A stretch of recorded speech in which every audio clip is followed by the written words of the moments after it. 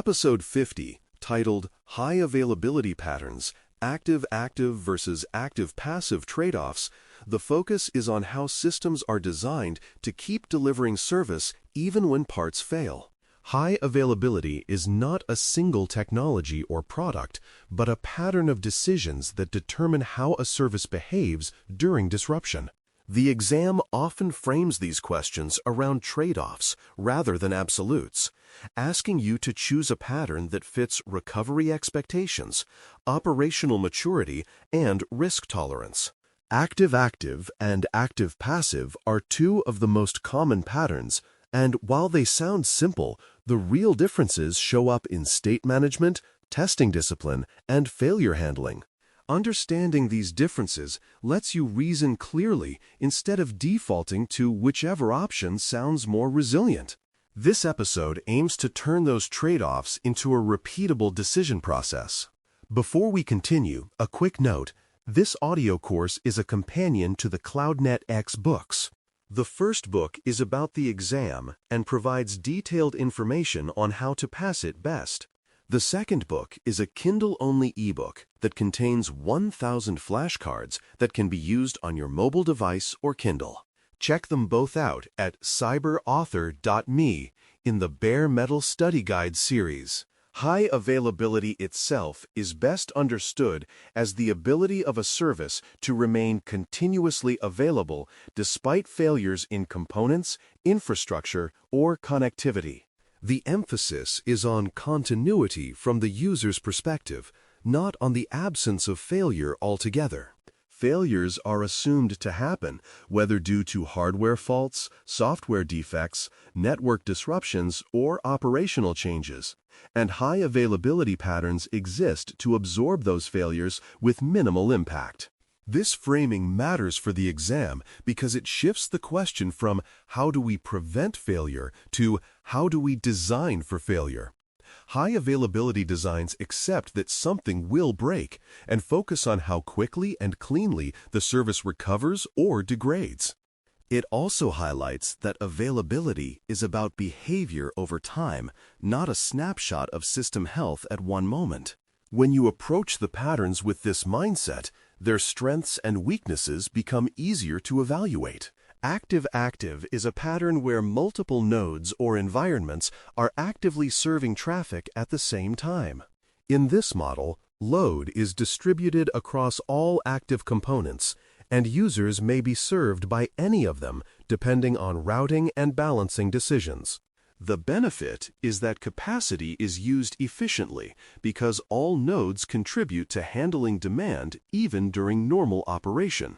Active-active also supports rapid recovery because if one node fails, the remaining nodes are already active and can continue serving traffic without waiting for a standby to come online. This pattern is often associated with multi-zone or multi-region designs where traffic is balanced across locations to improve both availability and performance. For exam questions, active-active usually signals a design that aims for fast recovery and high throughput, but it also implies additional complexity behind the scenes. The key assumption is that the system can safely handle concurrent activity across multiple nodes. Active-passive is a pattern where one node or environment actively serves traffic while another remains on standby, ready to take over if the active component fails. The passive component is not handling live traffic during normal operation, but it is expected to be capable of assuming the active role when needed. This model can simplify some aspects of design because only one node is actively modifying state at any given time. It also aligns well with organizations that prefer clear primary and secondary roles, especially in environments with strict change control or audit requirements. The trade-off is that failover usually takes some amount of time because detection, role transition, and routing changes must occur before the passive node begins serving traffic. On the exam, active-passive often appears in scenarios where simplicity, predictability, or regulatory constraints are emphasized. The pattern accepts a brief interruption in exchange for reduced operational complexity. One of the major differences between the two patterns is complexity, particularly around synchronization and state management. Active-active designs require careful handling of shared state so that concurrent activity does not lead to inconsistency or corruption. Sessions, caches, and databases must be designed to handle simultaneous reads and writes from multiple active nodes, often using replication, consensus mechanisms, or external state stores. This complexity increases as the scope grows from a single site to multiple zones or regions, because latency and partial failures become more likely.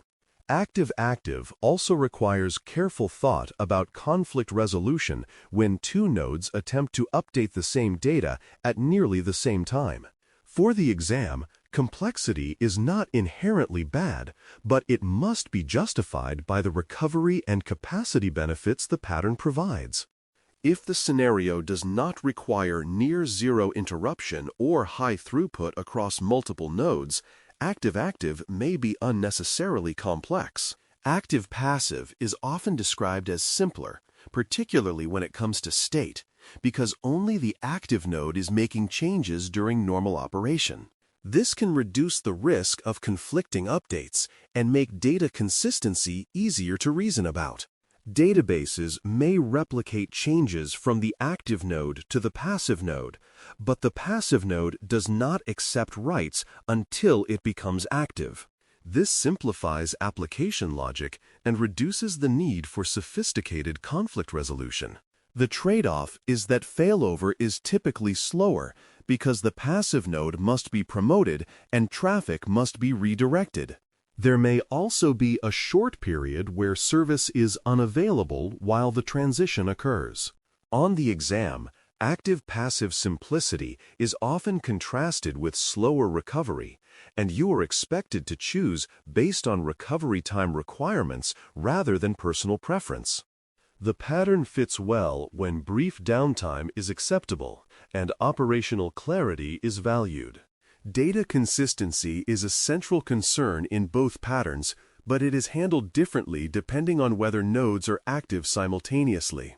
In active-active designs, data consistency approaches must support concurrent access, which can involve synchronous replication, asynchronous replication with eventual consistency, or external data stores designed for distributed use.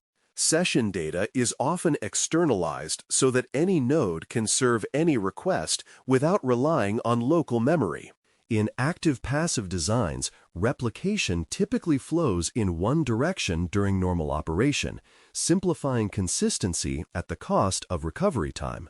The exam often tests whether you recognize that high availability patterns extend beyond compute and include data layers, because a service that stays up but serves inconsistent data is still effectively failing. Choosing a pattern without considering how data behaves under failure is a common mistake. The correct reasoning ties the availability pattern to a data strategy that supports it. Health detection and failover triggers are what turn high availability designs into real behavior rather than theoretical diagrams. Health detection involves monitoring signals that indicate whether a node is capable of serving traffic correctly, such as responsiveness, error rates, or internal health checks. Failover triggers define what conditions cause traffic to shift or a standby to be promoted, and how quickly that happens. In both active-active and active-passive patterns, these mechanisms must be tested regularly to ensure they behave as expected under real failure conditions. Untested failover is often broken failover, and the exam frequently hints at this by describing designs that look correct but have never been exercised. Health detection also needs to balance sensitivity and stability, because overly aggressive triggers can cause unnecessary failovers. A robust high-availability pattern includes not just detection and triggers, but confidence that they work when needed. Active-active patterns shine in scenarios where global traffic peaks and distributed demand must be handled efficiently. When users are spread across geographies and demand varies by time of day, serving traffic from multiple active locations can reduce latency and balance load naturally. If one location experiences a failure or surge, traffic can shift to other active locations without waiting for a standby to come online. This supports both availability and performance goals, especially for user-facing services with global reach. On the exam, scenarios that mention worldwide users, follow the sun traffic patterns, or large concurrent demand often point toward active-active designs. The pattern leverages the fact that capacity is already online and serving traffic, which shortens recovery time. The key is that the application and data layers must be designed to support this concurrency safely. Active-passive patterns often fit better in environments with regulated change control, strict audit requirements, or limited tolerance for complex synchronization logic. In such environments, having a clearly defined primary system simplifies accountability and reduces the risk of conflicting changes. Failover procedures can be documented, approved, and rehearsed as controlled events rather than continuously exercised behaviors. This does not mean the pattern is fragile, but it does mean recovery is typically slower than in active-active designs. On the exam, regulated environments are often a clue that operational simplicity and predictability are valued over instant recovery. Active-passive can meet availability requirements when recovery time objectives allow for brief interruptions. The pattern trades speed for clarity, which can be the right trade-off in certain contexts. A serious pitfall in active-active designs is split brain, where multiple nodes believe they are authoritative and begin making conflicting changes. Split brain can occur when communication between nodes is disrupted, but each node remains operational, leading them to act independently. This can result in data divergence, duplicate processing, or inconsistent user experiences that are difficult to reconcile after the fact. Preventing split brain often requires quorum mechanisms, fencing, or external coordination services that ensure only a safe set of nodes can act at once. The exam tests awareness of this risk by presenting scenarios where concurrent writes or partitioned networks exist. Recognizing split brain as a failure mode helps you choose patterns and controls that prevent it. Active-active designs must explicitly address this risk to be considered robust. A common pitfall in active-passive designs is standby rot, where the passive system gradually drifts out of readiness due to missing patches, configuration changes, or untested dependencies. Because the passive node is not handling live traffic, problems may go unnoticed until failover is attempted, at which point recovery is slower or fails entirely. Standby rot undermines the promise of high availability by creating a false sense of security. Preventing it requires disciplined maintenance, configuration management, and regular testing of the passive system. The exam often implies this risk by describing a standby that has not been exercised or updated recently. A correct answer recognizes that a passive system must be kept as ready as the active one, even if it is not used daily. A useful memory anchor is serve both or wait one test, which captures the core choice and responsibility in these patterns. Serve both refers to active-active, where multiple nodes handle traffic concurrently and must coordinate state. Wait one refers to active-passive, where one node serves while another waits to take over. Test is the reminder that both patterns rely on detection, failover, and recovery mechanisms that must be exercised to be trusted. This anchor helps you avoid defaulting to one pattern without considering the implications. It also reinforces that availability is not just a diagram, but a behavior that must be proven. When you can explain the anchor in your own words, you can reason through exam scenarios more reliably. To apply these ideas, imagine being asked to choose a pattern based on a stated recovery time objective. If the requirement demands near immediate continuity with minimal interruption, active-active is often the only viable choice, assuming the system can handle the added complexity. If the requirement allows for a brief outage during failover and prioritizes simpler state management, active-passive may be sufficient and safer to operate. You should also consider how data is handled, how health is detected, and how often failover is tested, because these factors influence whether the pattern will meet the recovery objective in practice. The exam expects you to align the pattern with the recovery expectation, not to assume that one pattern is always superior. A well-reasoned answer explains why the chosen pattern fits the time constraints and operational context. This alignment is what distinguishes architectural thinking from feature comparison. To close episode 50, titled High Availability Patterns, Active-Active versus Active-Passive Trade-offs, the central lesson is that high availability is about designing for failure with clear expectations and disciplined execution.